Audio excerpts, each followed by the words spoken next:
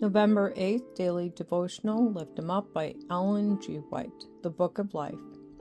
He that overcometh, the same shall be clothed in white raiment, and I will not blot out his name out of the book of life, but I will confess his name before my Father and before his angels.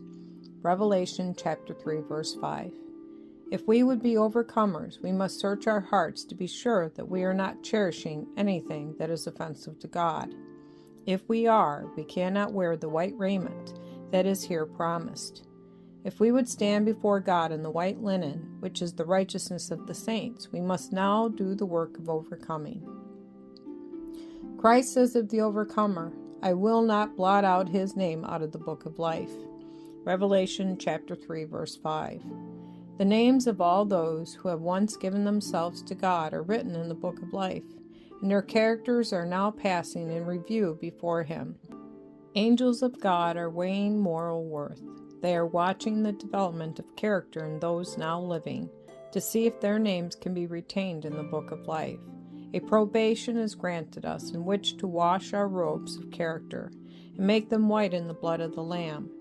Who is doing this work? Who is separating from himself sin and selfishness? Ye are dead, says the Apostle Paul, of the true followers of Christ, and your life is hid with Christ in God. Colossians chapter 3, verse 3. When we are alive to God, we are dead to self. May God help us to die to self, whose names will not be blotted out of the book of life. Only the names of those who have loved God with all the powers of their being and their neighbors as themselves. There's a great work to be done for many of us. Our minds and characters must become as the mind and character of Christ. Selfishness is inwrought in our very being.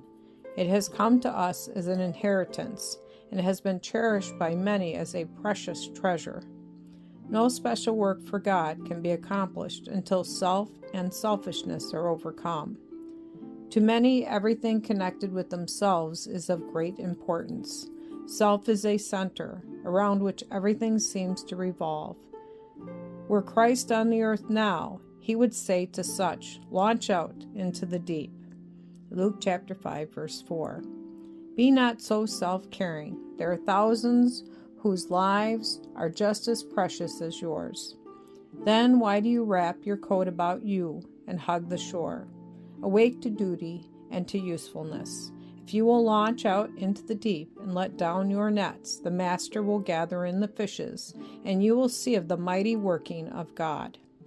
When our hearts are all aglow with love for Jesus and the souls for whom he died, success will attend our labors. Let each one inquire, can I not be the means of saving some soul in the kingdom of God?